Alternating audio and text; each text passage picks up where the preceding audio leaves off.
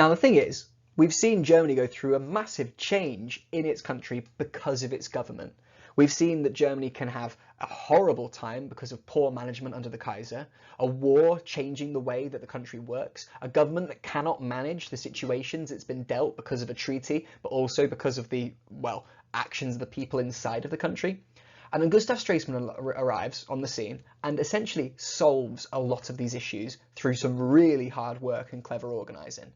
And what it leads to is a golden age. A golden age is a time that is, should we say, completely different, a time that is the best years, the most money, the happiest people. And I'm not kidding, Germany was the place to be in the 1920s, at least the late 1920s.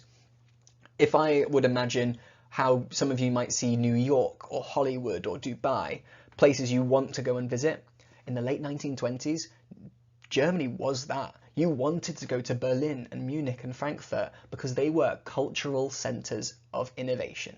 The best films, art, music, dance, cinema, design, architecture, everything was fresh, brand new and off the charts cool in Germany. Germany was the coolest place on earth at this time. And it's all because of the revolution that the government had offered the people of Germany. So I'll just go list off a few things you might have heard of, but you can look up on your own. So cinema was a big one, early German cinema, lots of innovative directors and famous actresses as well, Marlene Dietrich being one of them, Fritz Lang being I wish I could show you the clip, but it's a clip of like a robot turning into a woman, very famous because it's like a slide split screen that no one had done before. Nightlife, parties, music and dancing was being revolutionized. There was different operas being made, new songs, American jazz was a big thing that kind of moved over to German jazz, which was a whole different thing. Literature and famous books, a book called All Quiet on the Western Front was written in Germany at this time. Avant-garde artists, and basically German Weimar art is a thing that people study as PhD topics. And a kind of Bauhaus design movement. You can see some of the pictures and dancing behind me, but this is Germany's upright, top level, best they ever get. It is a representative to show how the government can change a country. A government can make a country a great place to live when things are going well. The German Golden Age was liked by most people, particularly the world. Some people in Germany did not like it. The Nazis in particular were very anti these kinds of changes. They felt this was vulgar. They saw it was, should we say, corrupt, obsessed with things that Nazis disagreed with. And some people actually had to run away from Germany from the way they were being reacted to.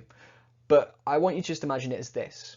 This is the German high point. This is the best Germany gets, and it's because the government was able to manage and react to the world around them in the right way, which meant that the country was prosperous and successful. That can happen anywhere in the world if a government does their job right, and I want you to understand how that can be done. That's what the history moment is for you to understand here. Now, to know about your Weimar culture, just because you can be questioned on it, just make sure you know the changes. Cinema, literature, nightlife, art, design. If you know examples of each of these, you're actually really set up for a source question on this. And as well as that, if you know what the reactions were like. The textbook is more useful than me on this one, I will say, but please look up Marlene Dietrich, look up Metropolis by Fritz Lang. Please also look up All Quiet on the Western Front. It's a really good book, but I'll leave that stuff up to you. Feel free to check the textbook, check stuff online, but I'll see you later. That's all you need to do. Off you go. See ya.